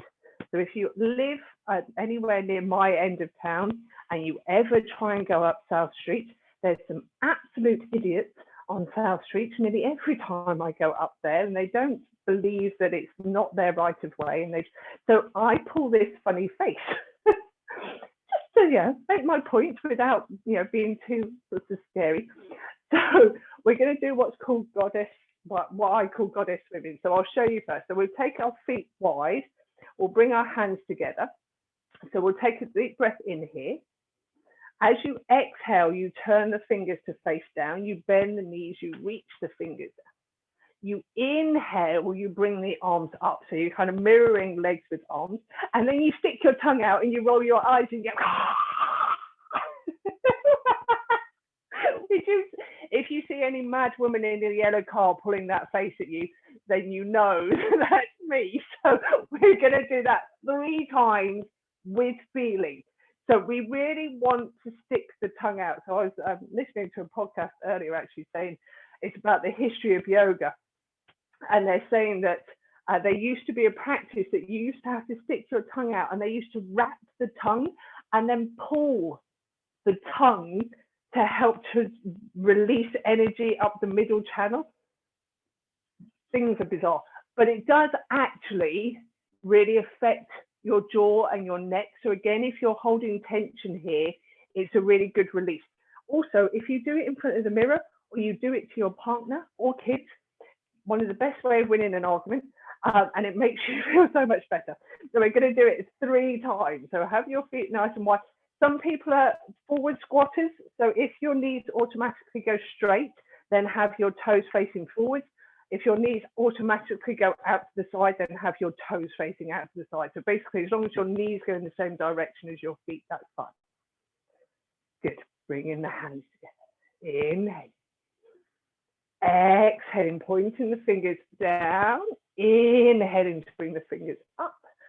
Sticking the tongue out, rolling the eyes. Good. Inhaling. Exhaling. Inhaling.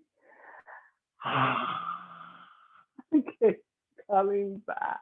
Last one. Inhaling. Exhale.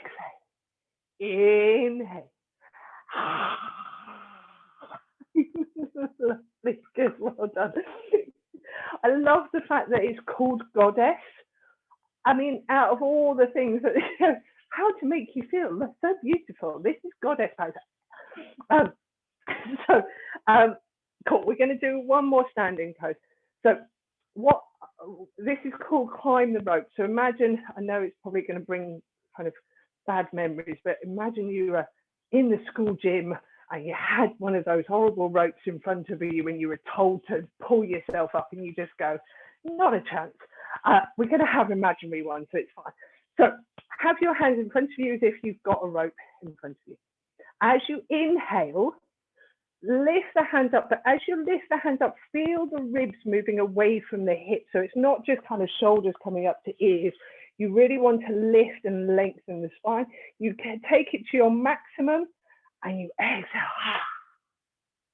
Good, and we're going to do that 2 more times. Inhaling, lifting up, finding lots of space for baby. Good, last.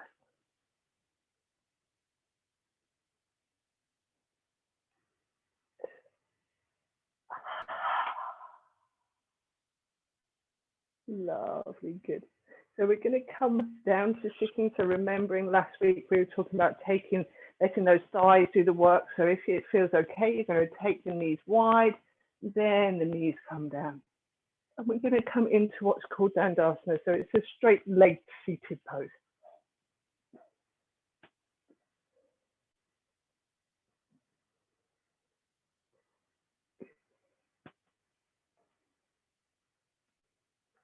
So we're going to do a twist here, but we're going to make sure it's a nice, safe twist.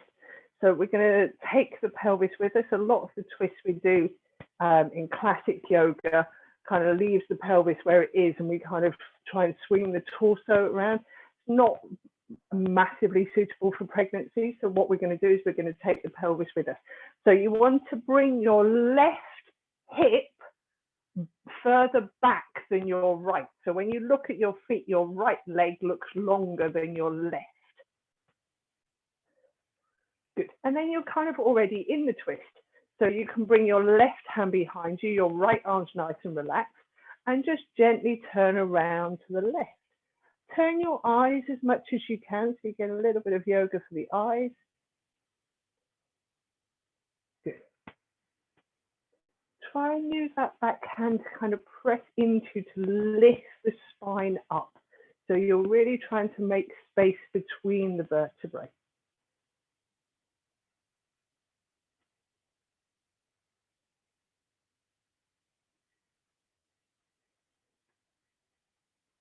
Good. Inhaling, coming back to center. Bringing the left leg so they're equal to the right. Good. And then the right hip's going to come back. So the right leg now looks shorter than the left. Right hand comes behind you. You use that hand to lift the spine up and then gently turning towards your right. Again, relax that left arm, it's not doing anything. Good.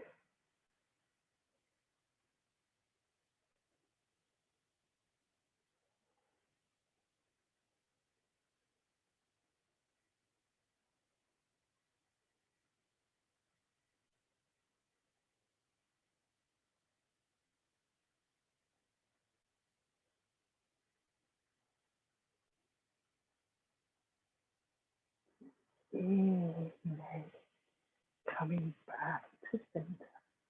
And then choosing a comfortable seated position. So we're going to do one final little practice, and then we're going to come into our relaxation. So, no, you do need to be sort of sat upright, because it's a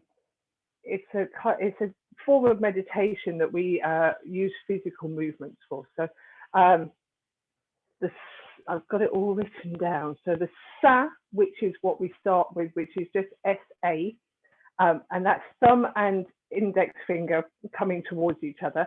It brings us knowledge, expands our field of possibilities, and has a positive effect on our emotions. So these are what's called mudras, which actually is really interesting. Is the mudras are one of the first forms of classic yoga that is written down. It's mudras and this tongue thing and some breathing techniques are the first actual written down yoga.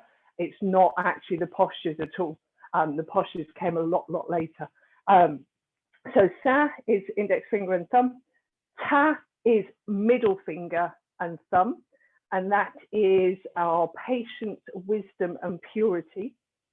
Na is thumb and ring finger coming together, and this brings us vitality, increases our endurance and strength. And then ma is our little finger coming in towards our thumb, and this aids clear communication, reduces excess hormones and water retention. So if you have excess hormones and water retention, thumb to the little finger, that's what you need. You're all going to be like this going around for the next couple of days. So it works similarly to acupressure and acupuncture. There's similar points on acupressure and acupuncture. So the idea is that we just repeat. I will repeat, so we're kind of all doing it together. So I'll repeat loudly for the first 3 times, and just when you hear sa, ta, na, ma, you just basically move your fingers through the different sounds. And then I'll go to a whisper, and we'll do it a whisper, and then you do it silently in your head 3 times. So you kind of pick up the rhythm as I'm sort of saying it. You'll pick up what the words are. If you want to, for the silent one, you can turn it into I am amazing. I am amazing. So you can change it if you want to. I teach it in kids yoga, and they've changed it to sit on llama. Sit on llama. So if I get confused, I might end up saying that one, but hopefully I'll stick with sa, ta, na, ma. So have your hands palms facing upwards, resting somewhere. So it could be sort of thighs, it can be knees, wherever it's comfortable. If you're happy to, you're going to close your eyes. Let's say each sound, just bring the next finger towards the thumb. So sa, ta, na, ma. Sa, ta, na, ma. Sa, ta, na, ma. Sa, ta, na, ma. Sa, ta, na, ma. Sa,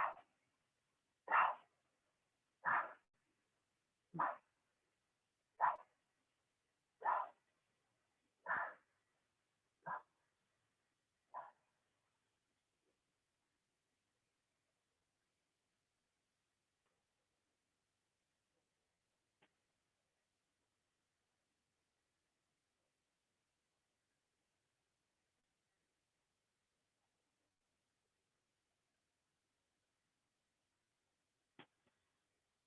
Down through silently.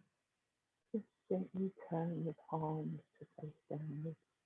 And that just closes the practice.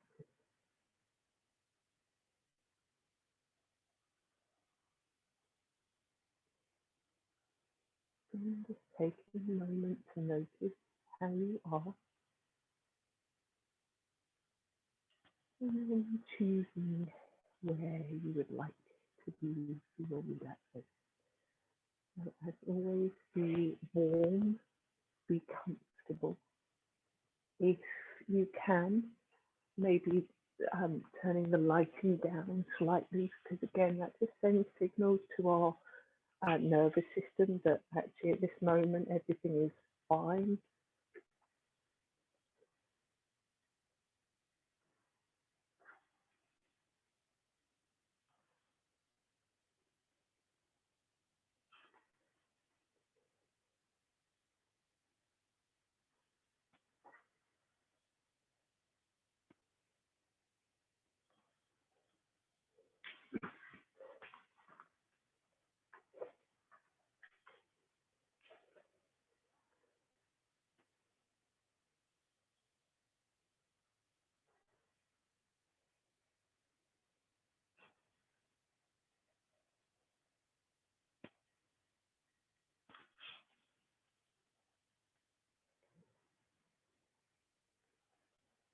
Take your time to make all of those adjustments that really allow you to be completely comfortable and not be distracted.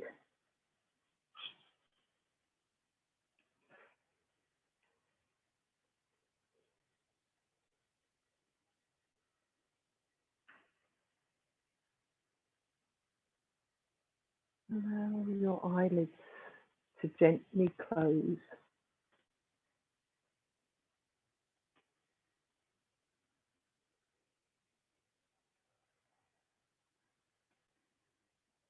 Allow your attention to remain on your breath and choose how you would like to breathe at this moment. And maybe it's in and out through the nose. Maybe it's in through the nose and out through the mouth. Or maybe it's in and out through the mouth.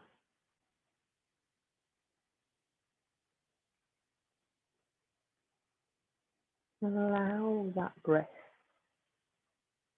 to drift down through your entire body, bringing you comfort and relaxation.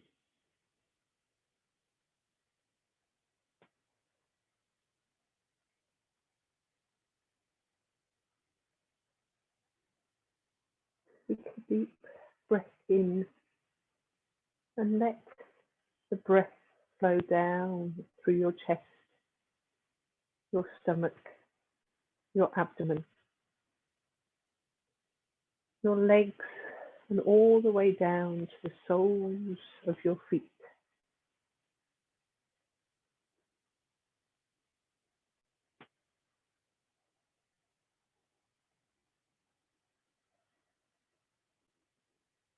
Now, return your awareness to your eyes and feel how comfortable it is to just rest and allow your eyes to remain gently closed. You may become aware that it seems now that all the little muscles in and around your eyes are becoming more and more relaxed.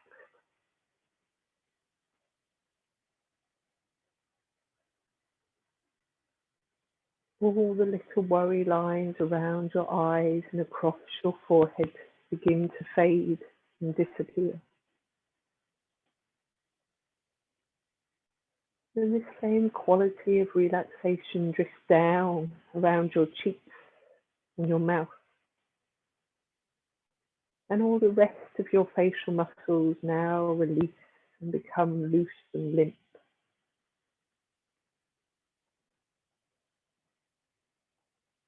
Bring yourself deeper into total comfort allowing all tension in your jaw to just melt away.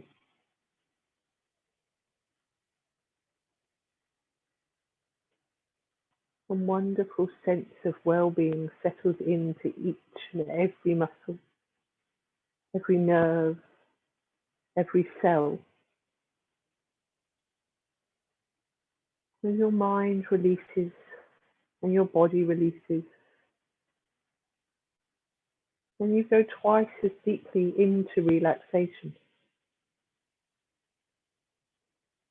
The relaxation drifts in and around your shoulders. And you give yourself permission to allow your shoulders to sink into the frame of your body.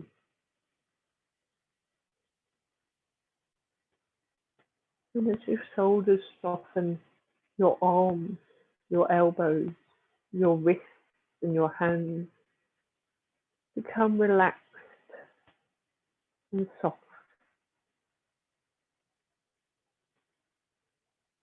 Your entire upper body perfectly relaxed.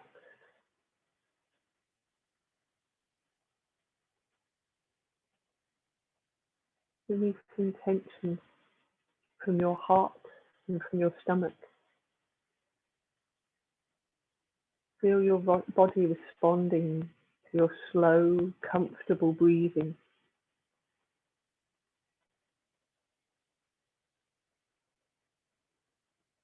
Your blood flows smoothly and freely throughout your body, miraculously bringing just the right amount of oxygen to each and every muscle, nerve, cell, and vital organ in your body.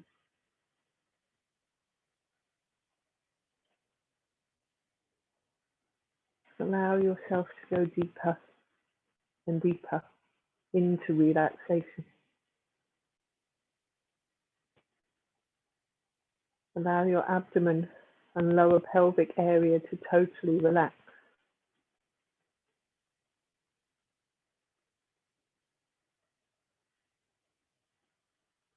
Relax all the tension in your pelvis and let it all melt down past your thighs, your legs, your feet,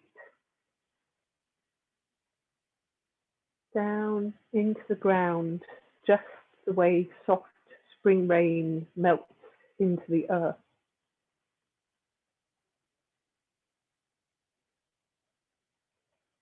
In this perfectly relaxed state, picture a magnificent rainbow with each of the colours vibrating in harmony with the life energy within your body. Allow your body now to absorb, as though it were a magnet, all the wonderful energy of the rainbow. Let the soft mist of each of the colours of the rainbow permeate your entire body, bringing you confidence and assurance, drawing away all tension, leaving you calm and at peace.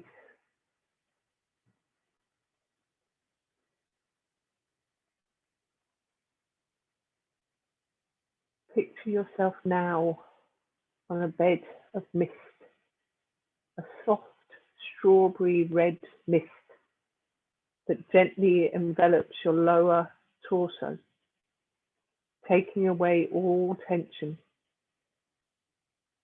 bathing you in a soft, gentle relaxation. Let the red mist of perfect relaxation drift throughout all of your body, bringing your mind and your body deeper and deeper, leaving you in soft, comfortable relaxation.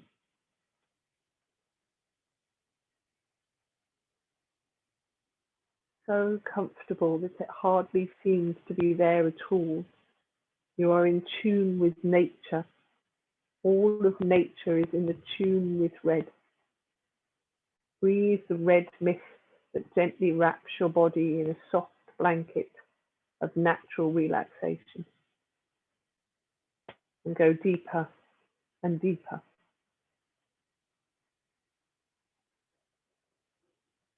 Now in your mind's eye, see yourself on a mist of soft, almost peach-like orange.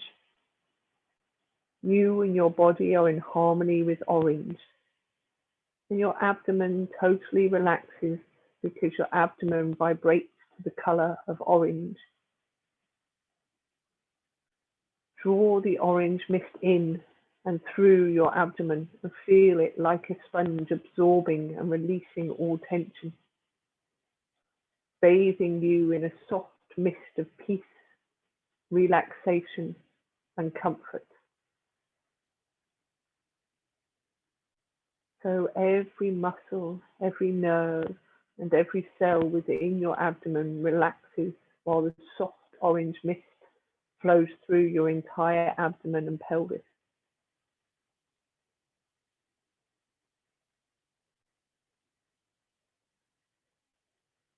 And now see yourself in your mind's eye on a yellow mist of natural relaxation. You are in harmony with the color yellow, and the middle portion of your body becomes calm and peaceful because the middle portion of your body vibrates to the color yellow. Breathe in the soft yellow mist of calm. Let it flow and drift throughout your being. Your body and mind are in harmony as they prepare to work together for your well-being. Your body is at peace as the yellow mist of natural relaxant envelops and soothes you. Breathe in the yellow mist as it bathes you in that sea of calm.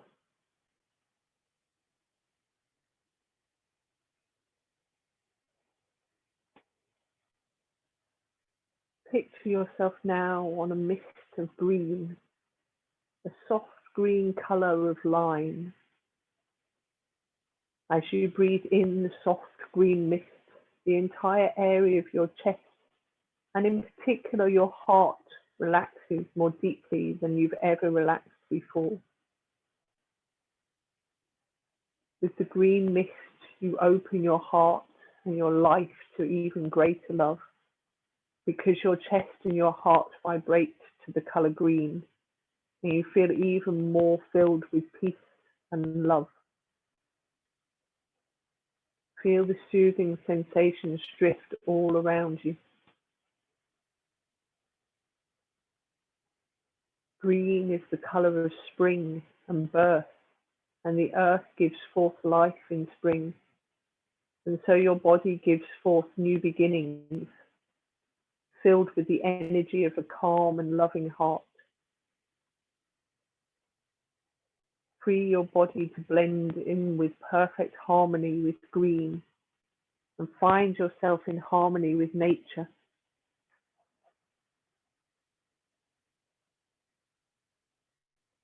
Feel the green mist surrounding your body like a soft shawl.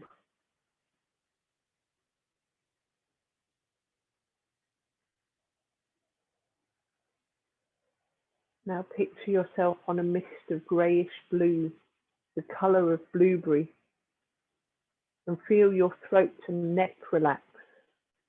The throat and neck vibrate to the colour blue.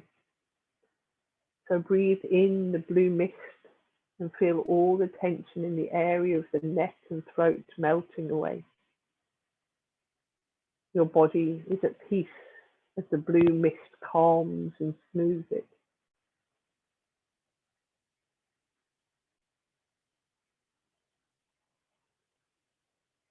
Feeling a wonderful sense of peace envelop every cell and every muscle, and feel it quiet and calm your thoughts.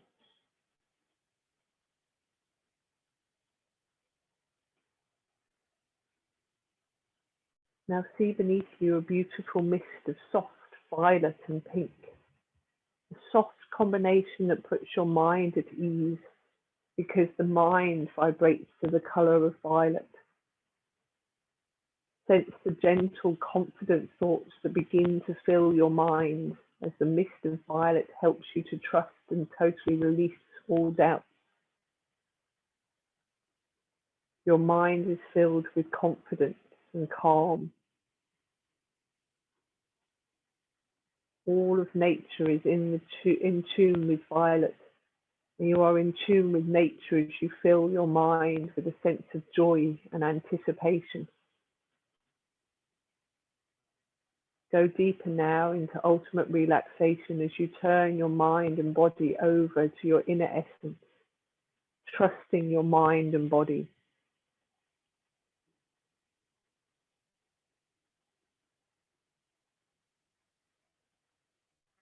And now working from a perfect level of relaxation, see yourself on a marvelous mist of white, combining all the colors of the rainbow, surrounding you with peace.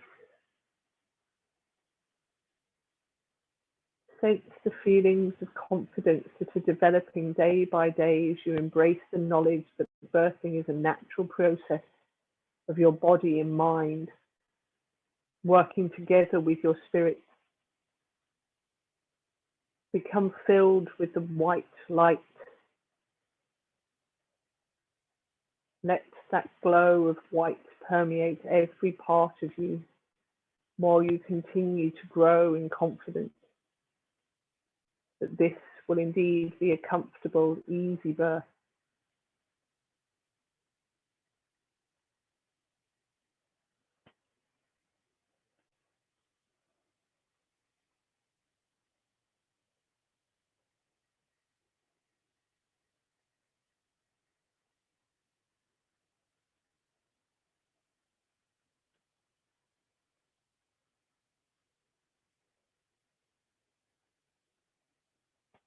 Yes, you would like to stay resting on this mist of white.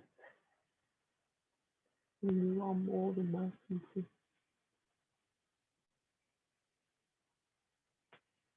If you feel you would like to move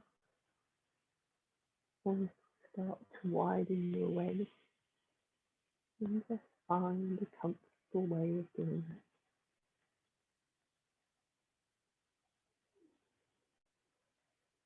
Namaste.